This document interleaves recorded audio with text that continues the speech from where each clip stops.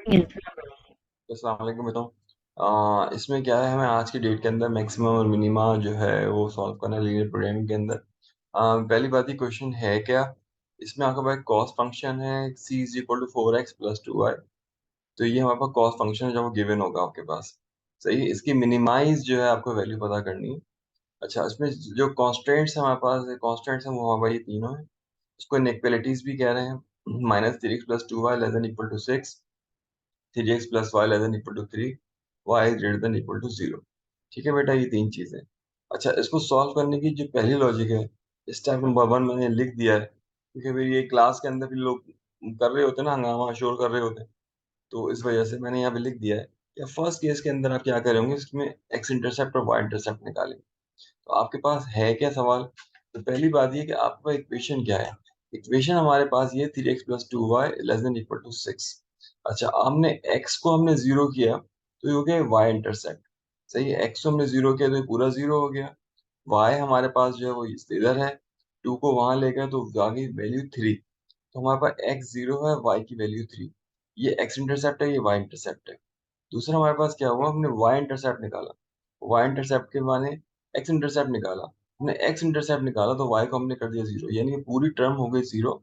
और यहाँ पे हो गया 3x less than equal to 6 -3 है ये। तो जब ये वहां जाएगा हमारे पास, तो ये आपके पास डिवाइड हो जाएगा, तो आपके पास वैल्यू आएगी -2। तो आपके पास दो पॉइंट्स आए।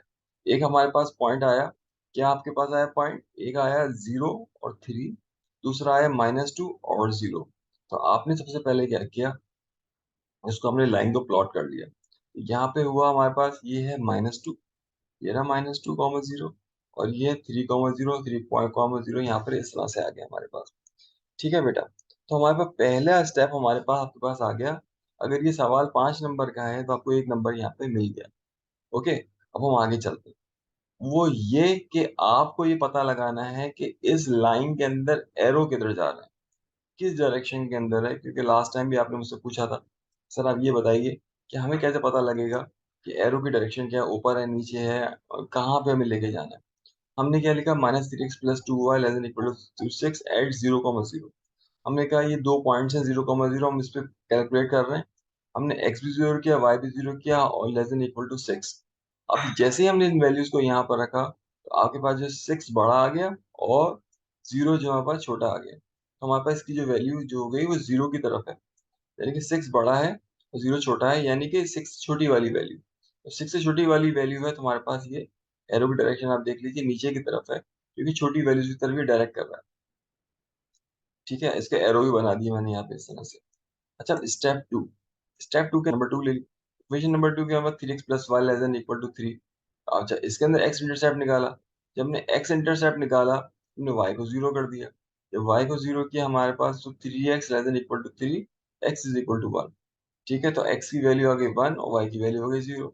फिर हमने क्या किया, y इंटरसेप्ट निकाला, यानी x जीरो कर दिया। आपके पास वैल्यू आ गई 3, ये हो गया 0, ये हो गई 3, और दो पॉइंट्स आ गए हमारे पास। तो आप ये देखिए कि एक पॉइंट है 0, 3, वो तो एज इट इज है, वो ये रहा पॉइंट। इसको कोई चेंज करने की जरूरत नहीं है, वो एक कॉमन पॉइंट आ गया हमारे पास। ऊपर भी 0, 3 है, नीचे भी 0, 3, हमने 0, से लिख दिया। यहाँ पर है x 1 है, y 0 है, तो ये x क्या है 1 और y 0, ये पॉइंट आ गया, तीसरा पॉइंट आ गया हमारे पास। अब इस तीसरे पॉइंट के अंदर हमें पता कैसे लगेगा कि डायरेक्शन क्या है, किधर जो है वो एरोज जा रहे हैं और ये किस तरफ जा रहे हैं। हमने क्या किया, एट 0, 0 लिखा, x भी 0 लिखा, y भी 0 लिखा, हमने डायरेक्शन देख ली। तो 3 बड़ा है हमारे पास और 0 छोटा है। इसका मतलब ये कि 3 बड़ा है, 0 छोटा है। इसका मतलब ये कि ये वैल्यू नीचे की तरफ जा रही है। ये देख लीजिए वैल्यू, जो एरोज हैं वो नीचे की तरफ, सारे के सारे वैल्यू एरोज जा रहे हैं। यहाँ पे लिखा है, ये देख लीजिए, सारे नीचे की तरफ जा रहे हैं। मैंने यहाँ बना भी दिए एरो, 3 बड़ा है और वो छोटा है, तो वहाँ पर एरोस, यानी कि अब ये जो है ओवरलैपिंग की तरफ जा रहा है। यहाँ से भी वैल्यू नीचे की तरफ आ रही है, यहाँ से भी वैल्यू नीचे की तरफ आ रही है। हमारे पास जो लास्ट पॉइंट है वो ये है कि y बड़ा है, हमारे पास 0 छोटा है।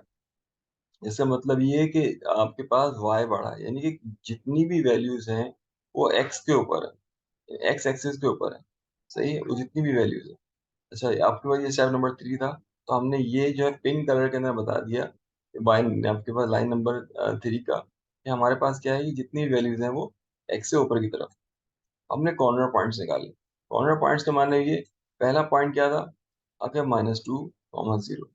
दूसरा क्या था, अगर 0,3, तीसरा क्या था 1,0। तो तीनों पॉइंट हमने ये लिख दी।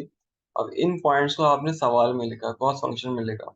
कॉस फंक्शन में आपने लिखा तो 4x प्लस 2y, एक्स की जगह लिखेंगे -2, वाई की जगह लिखेंगे 0। एक्स की जगह लिखेंगे -2, वाई की जगह लिखेंगे 0। तो वैल्यू हमारे पास क्या है, -8 आई। फिर हमने लिखा 0,3 और कॉस्ट फंक्शन में लिखा 4, एक्स की जगह लिखा 0 और वाई की जगह आपके पास 2 × 3, वैल्यू है +6, जो काफी हाई वैल्यू है।